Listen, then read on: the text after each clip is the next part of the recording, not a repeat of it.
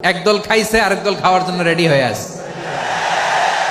দল এসেছে আর এক দল চলে গেছে, এক দল খেয়ে বিদায় নিয়েছে আর এক দল খাওয়ার জন্য রেডি হয়ে আছে। এ কথা কর না কা, মানে এক জালেম বিদায় নিয়েছে আর এক জালেম রেডি হচ্ছে। আজারি ভাই কি কোনো দলের নাম বলছে, কোনো ব্যক্তির নাম বলছে, কিন্তু একটা দলের শরীরে খুবই লাগে গেছে। আমার প্রশ্ন হলো, চোরের মন পুলিশ পুলিশ, এ কথা কর না কা।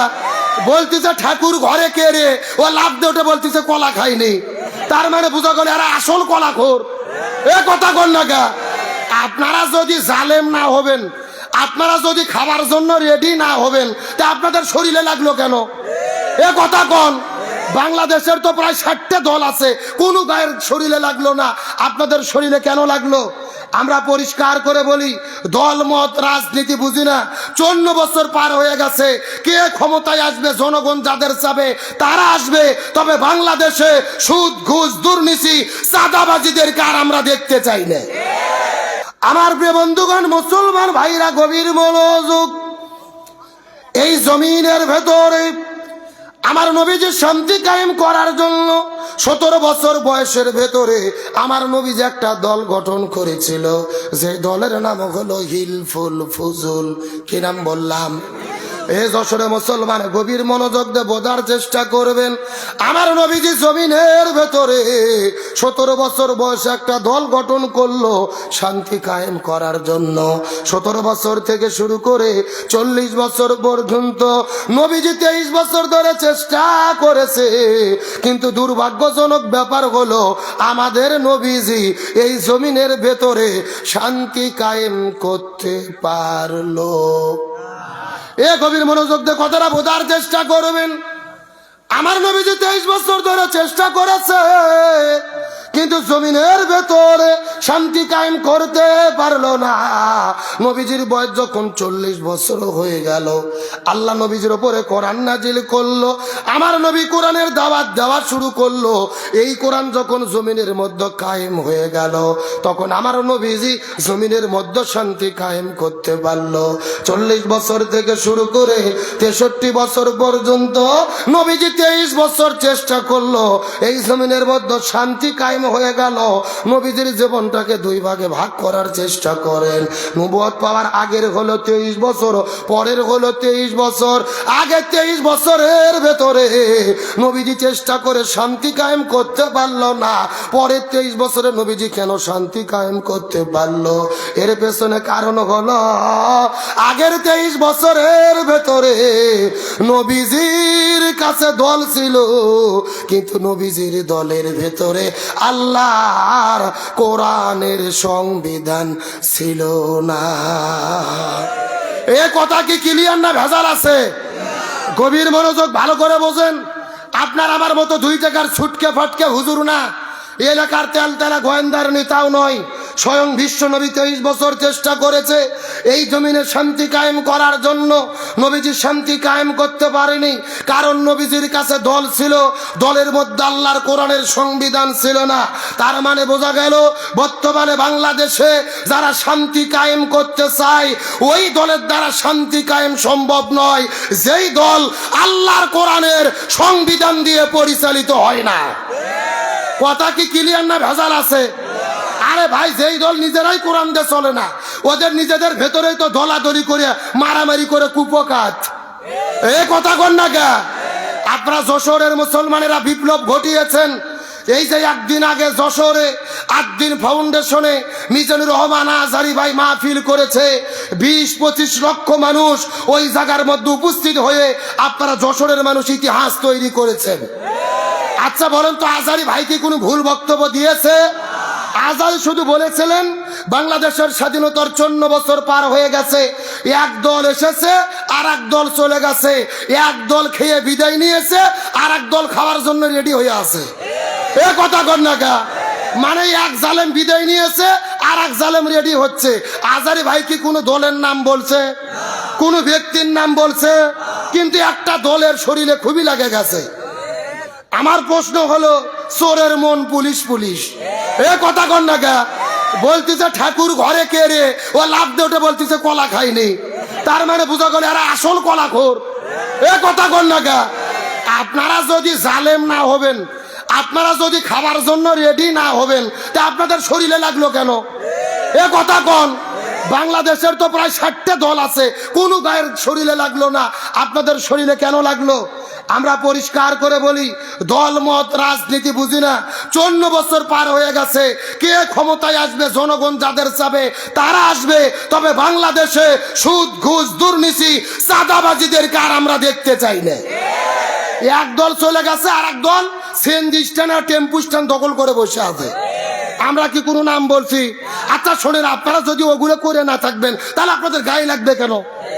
খুব ভালো করে বোঝেন, স্বাধীনতার মহান স্থপতি বঙ্গবন্ধু শেখ মুজিবুর রহমানকে বলা হয়, কিন্তু আমি কলিজা দিয়ে ভালোবাসি শহীদ প্রেসিডেন্ট জিয়াউর রহমানকে। তার কারণ জিয়ার বাড়ি আর আমার বাড়ি হলো পাশাপাশি, আমি বগুড়ার সন্তান। শহীদ প্রেসিডেন্ট জিয়াউর রহমান একমাত্র ব্যক্তি, বঙ্গবন্ধু যখন ভয়ে পালিয়ে গেছে, জিয়াউর রহমান বীর সিপাহসালার মতো কালুরঘাট বেতার কেন্দ্র থেকে স্বাধীনতার ঘোষণা দিয়েছে। বাংলাদেশের সংবিধানের ভেতরে বঙ্গবন্ধু ভারত থেকে ধর্মনিরপেক্ষতাবাদের সংবিধান এনে 72 সালে সংবিধান দিয়েছিল। ধর্মনিরপেক্ষতাবাদ, জাতীয়তাবাদ, সমাজতন্ত্র, গণতন্ত্র, জিয়াউর রহমান 5ম সংশোধনীতে ওগুলোকে বাতিল করে সংবিধানে ঢুকে দিয়েছিল আল্লাহর প্রতি অবিচল আস্থা এবং বিশ্বাস। জিয়াউর রহমান সংবিধানে বিসমিল্লাহ ঢুকিয়েছিলেন। ওই যে আপনার আরাফার ময়দানে মক্কার ভেতরে তিনি গাছ লাগিয়েছে, এখনো তার বাগান বিদ্যমান। আমরা দোয়া করি জিয়াউর রহমানের কবরকে আল্লাহ জান্নাতের টুকরা বানিয়ে দিই। কিন্তু আমার প্রশ্ন হলো, এই জিয়াউর রহমানের দল করে এরা এমন কিছু কাজ করতেছে, এরা দলকে অধপতনের দিকে নিয়ে যাওয়ার চেষ্টা করতেছে। গত 3 দিন আগে বলেছে শহীদ প্রেসিডেন্ট জিয়াউর রহমানের নাম সকাল বিকেল যারা মুখ দিয়ে জপবে তাদের বেহেশতের গ্যারান্টি। মানে জিয়ার নাম নাকি মুখ দিয়ে বললেই বেহেশতে যাওয়া যাবে। আবার একদিন দেখলাম আমাদের বগুড়ায় এক নেতা এক বক্তাকে ধরে মঞ্চে পিটাইছে। তারেক জিয়াকে বলবো, এই সমস্ত নেতাদেরকে গলা ধাক্কা দিয়ে বের করে দেন, এদের জন্য দল অধপতনের পথে। আমরা পরিষ্কার করে বলি, দল যদি করতেই হয় কিসের দল করব? রাজনীতি যদি করতেই হয় কিসের রাজনীতি করব? হে যশোর মুসলমান, গভীর মনোযোগ। আল্লাহর কোরআন বলেছেন, ওয়াতাসিমু বিহাবলিল্লাহি জামিআন ওয়ালা তাফাররাকু। যদি তোমরা মুসলমান হও, দল তোমাদের উপরে করা ফরজ। নামাজ, রোজা, হজ যেমন ফরজ, একই রকম ভাবে দল করা ফরজ। একতাবদ্ধভাবে আল্লাহর রশিকে একতাবদ্ধভাবে দিন কায়েমের জন্য ঐক্যবদ্ধভাবে আঁকড়ে ধরো। হুকুম কার? আল্লাহর কোরআন বলেছেন, ওয়ালতাকুম মিনকুম উম্মাতুন ইয়াদউনা ইলাল খায়র ইয়ামুরুনা বিল মারুফ ওয়া ইয়ানহাউনা আনিল মুনকার। তোমাদের মধ্যে অবশ্যই একটা দল থাকবে যারা ভালো কাজের আদেশ দেবে, অন্যায় কাজে বাধা দেবে। আল্লাহর কোরআন বলেছেন, আল্লাযীনা ইম্মাক্কান্নাহুম ফিল আরদি আকামুস সালাহ ওয়া আতাউজ যাকাত ওয়া আমারু বিল মারুফ ওয়া নাহাউ আনিল মুনকার। কোন মুসলমান দল যদি ক্ষমতায় যায়, 4টে কর্মসূচি জমিনে বাস্তবায়ন করবে। 1 নম্বর নামাজ বাধ্যতামূলক করবে, 2 নম্বর যাকাত ভিত্তিক অর্থনীতি কায়েম করবে, 3 নম্বর ভালো কাজ চালু করবে, 4 নম্বর মন্দ কাজ বন্ধ করবে। ক্ষমতায় যাওয়ার পরে এই 4 কর্মসূচি যারা বাস্তবায়ন করতে চাবে মুসলমান হিসেবে, তাদের পক্ষেই আমাদের থাকতে হবে। বক্তব্য কি আব্দুল সালাম যুক্তিবাদী না আল্লাহর? সূরা হজ আয়াত নম্বর 41। তাহলে চিৎকার করে বলেন, দল যদি করতেই হয় কিসের দল? রাজনীতি যদি করতেই হয় কিসের রাজনীতি করব? আল্লাহর কোরআন বলেছেন, ওয়ামান ইয়াবতাগি গায়রাল ইসলামি দীনান ফালা ইউকবালা মিনহু ওয়া হুয়া ফিল আখিরাতি মিনাল খাসিরিন। ইসলাম বাদ দিয়ে যদি কেউ বিয়ে করে, এই বিয়ে আল্লাহ কবুল করবে না। ইসলাম বাদ দিয়ে যদি কেউ ব্যবসা করে, এই ব্যবসা আল্লাহ কবুল করবে না। ইসলাম বাদ দিয়ে যদি কেউ রাজনীতি করে, ওই রাজনীতিও আল্লাহর দরবারে কবুল হবে না। তাহলে রাজনীতি করতে হলে কিসের রাজনীতি? আর শান্তি যদি পেতে হয় কিসের কাছে আসতে হবে? আরো জোরে বলেন। এই জন্য আল্লাহ সুবহানাহু ওয়া তাআলা বলেন, ওয়ামান আরাদা আন যিকরি ফাইন্না লাহু মাঈশাতান দাওকা ওয়া নাহশুরুহু ইয়াউমাল কিয়ামাতি আমা।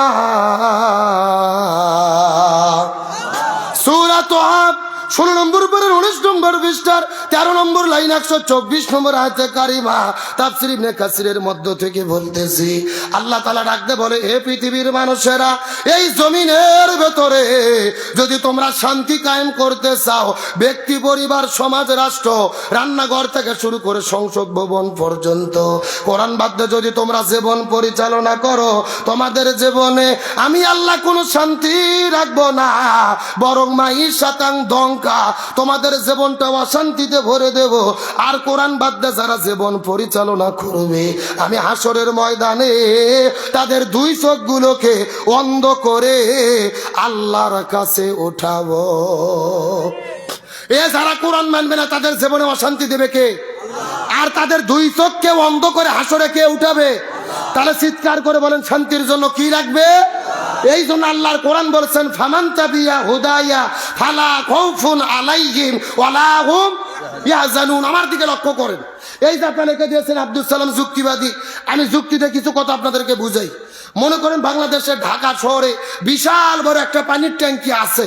যেরকম কিসের ট্যাঙ্কি? ওই ট্যাঙ্কির মধ্যে থেকে পাইপ দিয়ে দিয়ে বাংলাদেশের 64টা জেলায় পানি সাপ্লাই দেওয়া হয়। কিন্তু এই ট্যাঙ্কির ভেতরে একটা মরা বিড়াল মরিয়ে পচে গন্ধ উঠে আসে। কথা কি বোঝা যায়? একটা পাইপ আস্তে আস্তে আস্তে আস্তে আপনাদের যশোর বাগাছাড়াতেও এসেছে। এখন বলেন তো, পাইপ দিয়ে যেই পানি বের হচ্ছে ওই পানি ভালো না গন্ধ? কথা কয় না। এখন গন্ধরা পানি বের হওয়ার পরে যশোর জেলাতে যত হুজুর আছে, ইমাম, মুয়াজ্জিন, খতিব, মুফতি, মুহাদ্দিস, আলেম, সব হুজুরদেরকে বলা হয়েছে, এই হুজুরের গোষ্ঠীরা এই যে গন্ধনা পানি বের হচ্ছে তোমরা ফু দিয়ে দিয়ে পরিষ্কার করো। হবে? আচ্ছা, যশোর জেলার হুজুর তো দূরের কথা, কাবা শরীফের ইমামও যদি আসে ফু দেয়, পানি পরিষ্কার হবে? আচ্ছা বলেন তো, পানি পরিষ্কার করতে গেলে কি পরিষ্কার করা লাগবে? ওই ট্যাঙ্কি পরিষ্কার করা লাগবে। এটাকে বুঝেছেন? এইবার আসল ওয়াজ শুনে, আসল ওয়াজ। এই বাংলাদেশেও শান্তি প্রতিষ্ঠার একটা ট্যাঙ্কি আছে, যার নাম হলো সংসদ ভবন। আরো জোরে বলেন।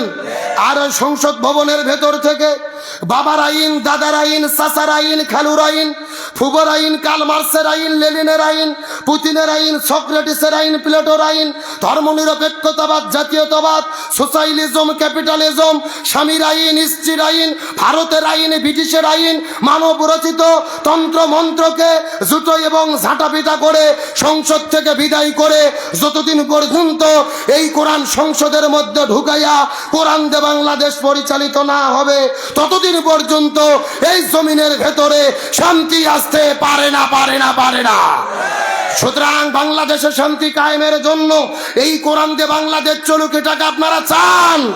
কারা কারা চান? দুটি হাত আল্লাহকে তুলে দেখান।